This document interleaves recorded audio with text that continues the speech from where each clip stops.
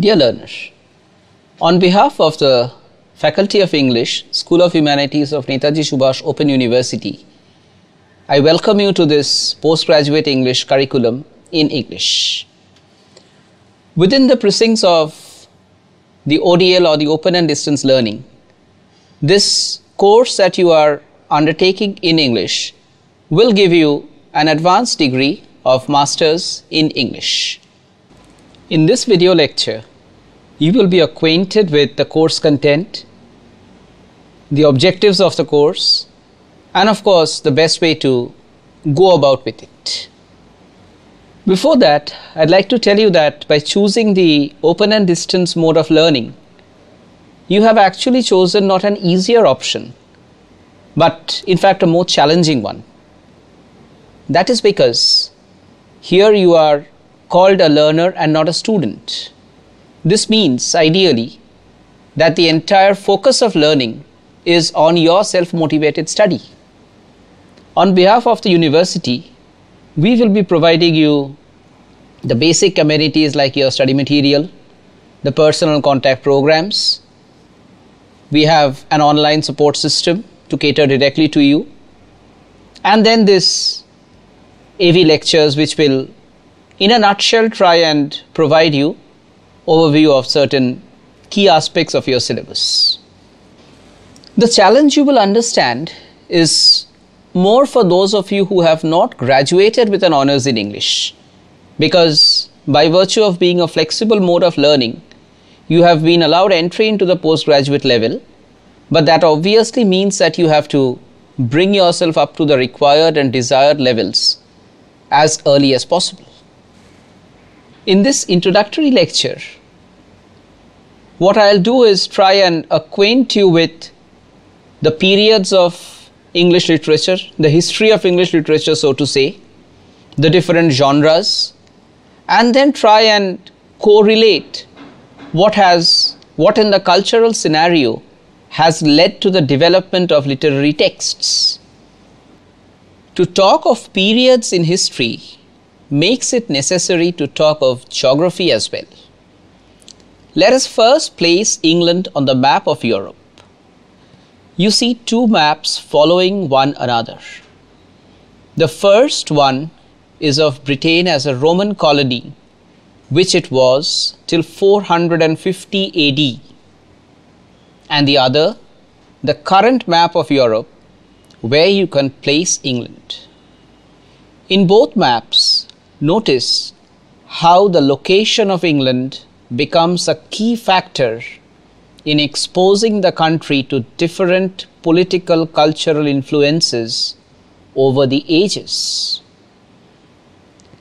As a student of English literature, you need to know the history of Britain from its days as a Roman colony to the evolution of the present nation. It is a long and checkered history that will give you an idea of how culture in general and literature in particular has evolved in England. I would also advise you to go through the social and cultural history of Britain to develop a comprehensive understanding of its literature. Here you have a few quick references, very basic texts, very seminal texts, and easily available ones too, that would give you a better picture. We shall now move to the periods into which we conventionally classify history of literature and also the rationale behind it. There are different ways we do this, but in classifying the political, social, and cultural history of Britain, here I shall be going by the methodology that we mostly follow in academia.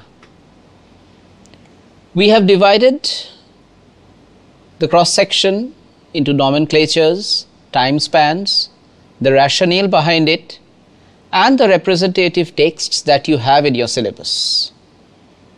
As you see, the first period that we are talking of is the Old English or the Anglo-Saxon period.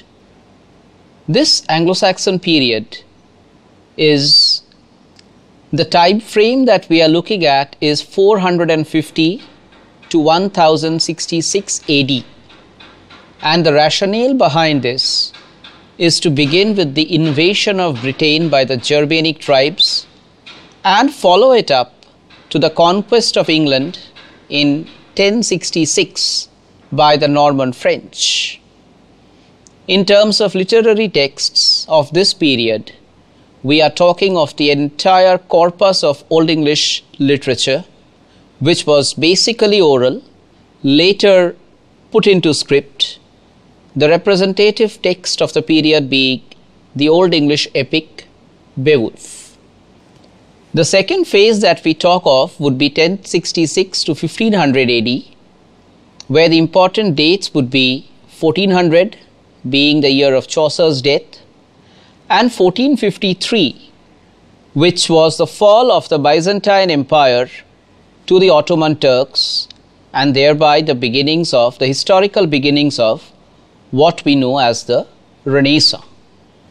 The next period that we have is a pretty longish one, where we are talking from the Renaissance, the resultant Reformation as a religio-cultural movement, till the Restoration.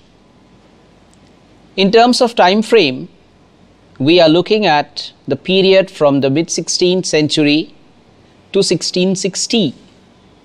And this again is divided into several political periods in terms of reign. We have the Tudor period, the Elizabethan period, the Jacobean period, the Caroline age, and the Commonwealth period. You will notice in your syllabus that there are a large number of texts of different genres from this period.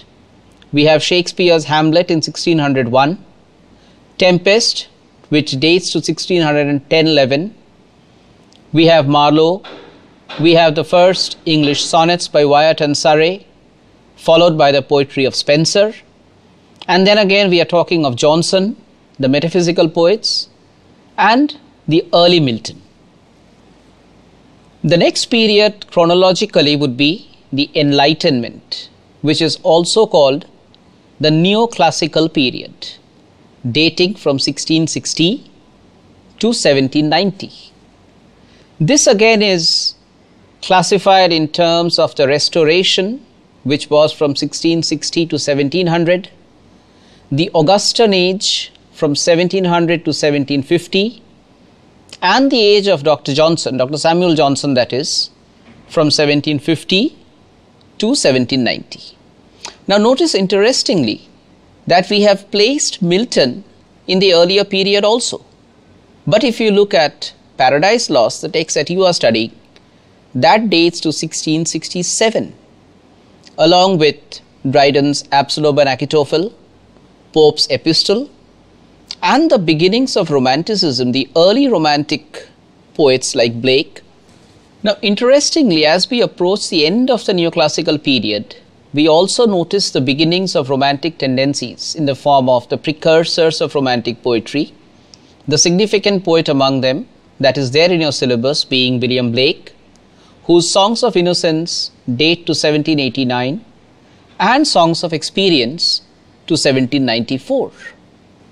Then follows the Romantic period, the ground for which had already been laid by the precursors, and chronologically, historically dating to 1798, the year that was significant because of the joint publication of the lyrical ballads by Wordsworth and Coleridge.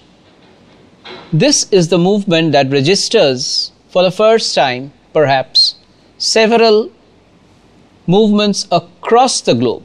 For example, we are not just talking of Europe in terms of the French Revolution.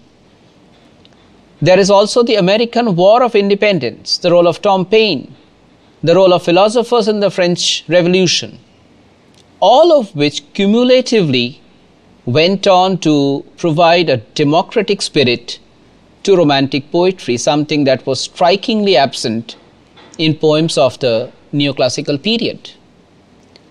Once again, when we move on from the Romantic to the Victorian period, We are talking of the Industrial Revolution. We are talking of an empire where the sun never sets. We are talking of theories of Darwin, Marx, Freud, all of which went on to change not just the face of poetry or literature, but also the entire approach to life itself. Moving to the modern period, which chronologically is taken as the first half of the 20th century, the major poets that you have in this section from your syllabus are W.B. Yeats and T.S. Eliot. While there is the dramatist Shaw, the novelists Conrad and Joyce. Now this shift from modernism to postmodernism is a very tricky thing, because it's difficult to fix up a kind of an end date for modernism and a start date for postmodernism. The borderlines are actually blurred. But then with the cessation of colonies, with the coming up of new trends in literature like magic realism, the rise of the absurd, what was happening cumulatively in the field of literature was that there was a dissolution of boundaries between so-called form and content. And it is this dissolution which further goes on to produce other kinds of disillusionment that perhaps postmodernism registers as its own discourse. Now, what exactly do we see when we try and analyze these timelines that I have just tried to present before you? There are certain very interesting things that you would see. First, since the attempt has been to locate and situate authors and syllabized texts, you will notice that in terms of history, we are covering a span that goes nearly 1,500 years. And if we are talking in terms of textual history, Chaucer's Canterbury Tales, the prologue to which happens to be your first poetry text, would date towards the end of 1380s. So that way we are looking at more than 600 years of literary history of Britain. Next, notice how nomenclatures keep veering upon one another. For instance, when you are talking of Romantic period being followed by the Victorian period, you will see there is a continuity of trends. Similarly, as I was just talking of modernism and postmodernism, it's not really possible to segregate and make watertight compartments. So what we do basically is to kind of follow a chronology for purposes of categorizing. But then the overlappings are always there. And another interesting trend that you would have noticed is the close interconnection that exists between cultural history and literary history. Definitely within the scope of this short lecture, it's not possible to map out the entire terrain. But once you go to your literary texts and try and associate them with the context that produced them, you will find that the links are very close, either mirroring or critiquing. Anyway, literature and society, as you call it, continues to have a very close symbiotic relationship. Now let's try and understand the syllabus that you have. Your papers are mostly divided genre-wise. Refer to the timelines and you will be able to place the literary texts in papers 1, 3 and 4, which are poetry, drama and novel respectively. Paper 2 is devoted exclusively to studying language. Paper 5 will deal with literary theory and criticism. Your paper 6 is American literature as a broad strata of English literature. Paper 7 takes up Indian literature in English, and here we include both Indian writings in English and translations from Bhasha literatures into English. And paper 8 will cover a vast area between ancient and modern European classics. Now, what are the aims of the syllabus that we have brought out before you? Primarily, we intend to inculcate a detailed knowledge of English literature. We want a comprehension of the range of what goes under the broad category of literature in English, irrespective of the country of origin, as also the ways of approaching literature through language. Next, we intend to place literary texts in contiguity with movements and trends, both sociological and literary. And finally, there is the attempt to bridge and understand the linkages between literature and the social sciences.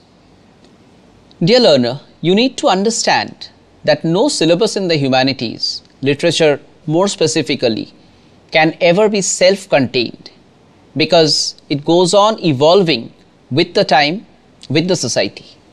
So this syllabus that we have designed for you is basically aimed to provide an overview of trends, perspectives, and of course history.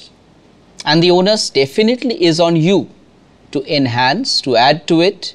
Your teachers will be providing you additional references, maybe additional texts even. And yes, your primary responsibility does include reading your literary texts firsthand.